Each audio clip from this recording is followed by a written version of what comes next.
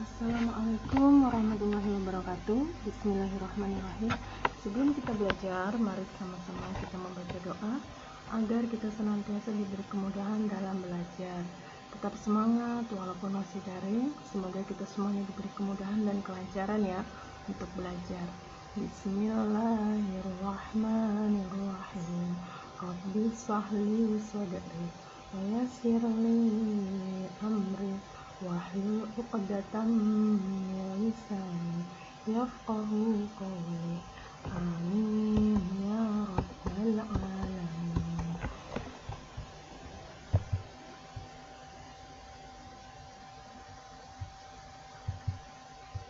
Selanjutnya yaitu pembelajaran tentang tema 3, benda di sekitarku, subtema 1, aneka benda di sekitarku. Muatan bahasa Indonesia, menemukan informasi tentang benda-benda di sekitarku. Kita dapat menemukan informasi dari teks dengan cara membaca teks secara cermat. Setelah membaca teks, kita dapat menjawab pertanyaan-pertanyaan yang diajukan. Jawaban atas pertanyaan-pertanyaan tersebut dapat kita temukan dari teks yang kita baca. Ini adalah contoh teks dari teks tersebut yang ada di buku-buku penanya, nanti dibaca nak ya. Nah, setelah kita baca, kita akan menemukan informasi apa saja yang terdapat dari teks. Kemudian kita jawab atas pertanyaan-pertanyaan itu, ada jawabannya di teks. Contohnya, apa saja benda-benda yang terdapat di sekitar kita. Kemudian, sebutkan contoh benda-benda berdasarkan pengelompokannya. Ada pengelompokan benda-benda berdasarkan bentuk, ukuran, dan warna ya. Itu jawabannya ada di dalam teks. Kita lanjut membuat ringkasan dari teks tentang benda-benda di sekitar kita.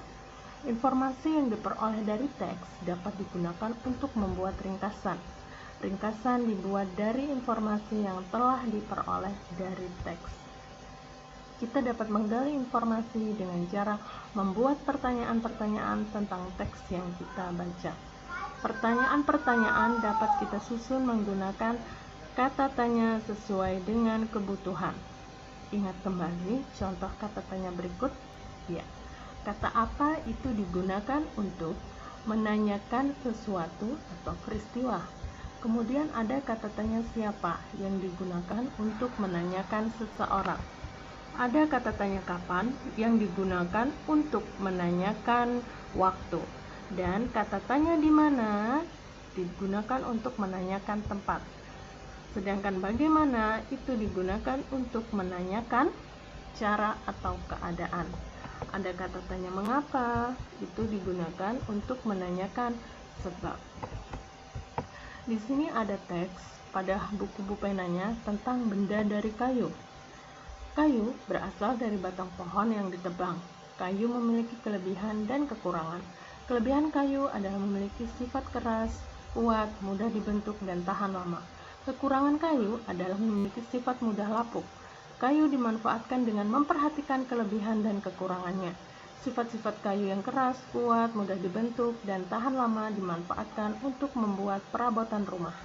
Kita dapat melihat meja, kursi, dan lemari terbuat dari kayu. Namun, kayu memiliki kekurangan, yaitu mudah lapuk. Kekurangan tersebut dapat diatasi dengan melapisi kayu menggunakan cat. Dengan dilapisi cat, kayu menjadi lebih tahan lama. Nah, kalimat tanya yang dapat kita buat berdasarkan teks di atas adalah, di manakah kayu berasal? Kayu berasal dari pohon yang ditebang. Itu jawabannya. Kemudian, apa kekurangan dan kelebihan kayu? Bisa kita baca. Kekurangan kayu memiliki sifat mudah lapuk, sedangkan kelebihannya adalah kuat, keras, dan mudah dibentuk. Mengapa kayu bisa dibuat perabot rumah? Nah, ada jawabannya di teks pula, ya. Karena kayu sifatnya yang tahan lama. Bagaimana cara mengatasi kayu yang mudah lapuk? Kayu bisa dilapisi dengan menggunakan cat agar lebih tahan lama. Kita lanjut menemukan kata-kata baru dari teks tentang benda di sekitar kita. Dalam teks kita akan menemukan banyak kata. Ada kata-kata yang sudah kita ketahui artinya, namun ada juga kata-kata yang belum kita ketahui artinya.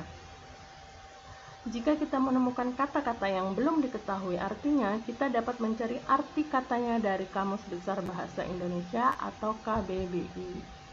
Kemudian, kamu juga dapat bertanya kepada guru atau orang tuamu di rumah. Contoh kata benda di sekitar kita. Ada buku tulis. Buku tulis artinya adalah buku kosong untuk ditulisi atau buku untuk menulis. Kemudian ada kayu. Apa itu kayu? Kayu artinya adalah bagian batang atau cabang serta ranting tumbuhan yang mengeras. Nah, jika tidak menemukan kata yang tidak ada artinya, kita tidak tahu artinya, kita bisa melihat Kamus Besar Bahasa Indonesia atau bertanya kepada guru atau orang tua, ya. Selanjutnya menyajikan informasi tentang benda di sekitar kita. Informasi tentang benda-benda di sekitar dapat kita peroleh dengan membaca teks. Informasi yang kita peroleh dapat kita sajikan dalam bentuk bagan. Di sini ada teks di buku Bu Pena tentang benda dari logam, kaca, dan karet. Nah, selanjutnya bagannya itu seperti ini tampilannya. Kemudian kita akan mencari isi teks dari teks yang sudah kita baca tadi. Dari bagan yang kita buat nanti akan ada jawaban dari teks yang sudah kita baca. Contohnya, benda dari logam, kaca, dan karat, pengelompokan benda. Ada logam. Logam itu besi, tembaga, aluminium, dan emas. Contoh bendanya ada pagar, teflon atau untuk alat masak, peralatan memasak. Aluminium juga ada peralatan memasak. Contoh bendanya emas adalah perhiasan. Dan ada pula peralatan memasak yang menggunakan bahan dari emas. Kemudian selanjutnya kaca. Benda yang terbuat dari kaca itu ada piring, gelas, cermin, akuarium. Dan benda yang terbuat dari karet, contohnya adalah bola, ban, alas kaki, ikat rambut, balon. Ya, kita bisa meringkas benda-benda di sekitar kita dikelompokkan menjadi sebuah bagan, kemudian kita isi menjadi seperti bagan ini. Lanjut, menyajikan informasi dari hasil pengamatan tentang benda-benda di sekitar. Informasi tentang benda-benda di sekitar dapat diperoleh dari hasil pengamatan. Nah, berikut langkah-langkah menyajikan informasi dari hasil pengamatan. Yang pertama, menentukan judul teks. Kemudian, membuat kerangka teks terdiri atas pembukaan, inti, dan penutup. Yang ketiga, membuat kalimat pembukaan. Yang keempat, menuliskan informasi penting dari hasil pengamatan. Yang kelima, membuat kalimat penutup.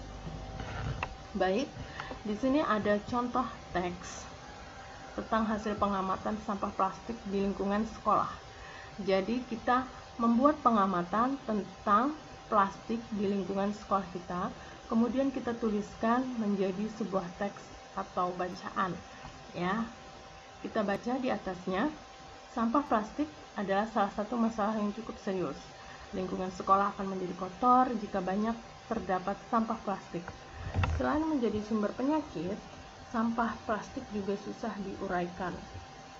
Kemudian, untuk mengetahui bagaimana kondisi sampah plastik yang ada, saya akan melakukan pengamatan di lingkungan sekolahku. Ada 6 lokasi yang saya amati dan menjadi potensi adanya sampah. Di sini ada judul. Yang di atas adalah judulnya hasil pengamatan sampah plastik. Kemudian di sini ada pembukaan, ya, diawali dengan pembukaan. Kemudian di sini ada isinya nanti. Kita baca isinya apa aja ya. Lokasi tersebut diantaranya ruang kelas, kolong meja atau bangku, selokan, halaman sekolah, tempat parkir dan kantin sekolah, tempat para siswa membeli makanan dan minuman. Di ruang kelas dan kolong meja, atau bangku siswa ditemukan sampah plastik berupa kemasan minuman, air mineral, dan sejenisnya. Sedangkan di selokan sekitar sekolah dan kantin sekolah ditemukan sampah plastik berupa kemasan makanan ringan meskipun tidak banyak. Kemudian di halaman sekolah dan tempat parkir sepeda tidak ditemukan sampah plastik baik kemasan minuman maupun makanan, sehingga lokasi tersebut sudah terjaga kebersihannya. Siswa perlu meningkatkan kesadaran diri untuk mematuhi peraturan sekolah, yaitu membuang sampah pada tempatnya, khususnya sampah plastik yang tidak bisa diuraikan. Membuang sampah pada tempat sampah akan membuat lingkungan sekolah menjadi bersih, indah, rapi, dan terhindar dari sarang penyakit. Demikian hasil pengamatan tentang sampah plastik di lingkungan sekolah saya, MI Asyauki. Semoga menyadarkan diri kita semuanya untuk lebih peduli terhadap lingkungan sekolah dari sampah plastik. Ya, dari teks tersebut, dari hasil pengamatan yang telah kita tuliskan ini, yang sudah Ibu bacakan ini, ada di sini namanya judulnya adalah hasil pengamatan sampah plastik di lingkungan sekolah. Kemudian kita membuat kerangka teksnya yang terdiri atas pembukaan. Di sini ada pembukaan, ada pengenalan diri saya yang sedang mengamati di lingkungan sekolah, dan ada 6 lokasi yang saya amati. Kemudian ada intinya, inti yang kita baca tadi, inti dari sampah plastik. Jadi poinnya atau intinya yaitu tentang sampah plastik yang berwarna orange ini. Itu adalah inti dari hasil informasi atau pengamatan yang sudah kita tuliskan. Kemudian di sini ada penutup. Nah, penutupnya adalah demikian hasil pengamatan tentang sampah plastik ini adalah penutup dari kerangka teks. Nah, kita membuat kalimat pembuka, menuliskan informasi penting apa saja tentang sampah plastik. Kemudian kita membuat kalimat penutup dari sebuah hasil pengamatan. Nah, contohnya seperti ini ya. Kita lanjut lagi. Ayo berlatih. Tulislah hasil pengamatanmu dalam bentuk teks tentang sampah plastik di lingkungan tempat tinggalmu. Dibuat seperti contoh yang tadi ya. Oke, semangat belajar anak-anak hebat, soleh dan soleha. Semoga tetap semangat belajar dan jaga selalu kesehatannya. Oke, wassalamualaikum warahmatullahi wabarakatuh.